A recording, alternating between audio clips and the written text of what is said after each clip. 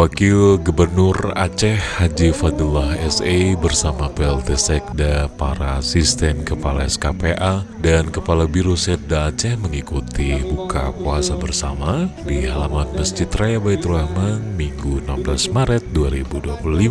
Acara ini dihadiri oleh para bupati juga dan wali kota se-Aceh serta lebih dari 1.000 pegawai pemerintah Aceh. Buka puasa bersama ini menjadi momen penting bagi seluruh pimpinan pemerintahan di Aceh untuk bisa dapat berkumpul dan juga mempererat silaturahmi plus merayakan bulan Ramadan. Berbagai hidangan tradisional dan sajian istimewa disediakan untuk dinikmati bersama saat berbuka. Dalam kesempatan tersebut, pemerintah Aceh juga menyerahkan santunan kepada 100 anak yatim dan Wakil Gubernur Aceh Fadlullah yang turut juga didampingi oleh Imam Besar Masjid Raya Baitur Rahman melakukan prosesi pemukulan beduk atau peh tambu sebagai tanda waktu berbuka puasa.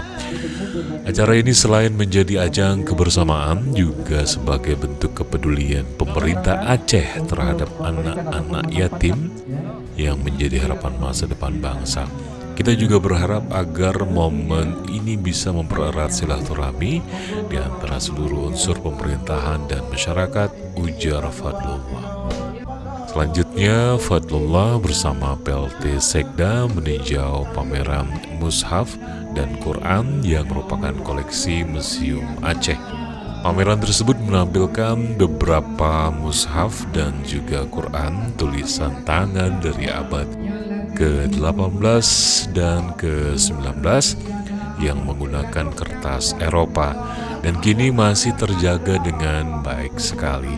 Pameran ini menjadi salah satu upaya untuk melestarikan warisan budaya Islam Aceh yang tidak hanya bernilai sejarah tetapi juga sebagai bentuk kebesaran dan juga bukti kebesaran peradaban Islam di tanah Aceh, ujar Fadlullah.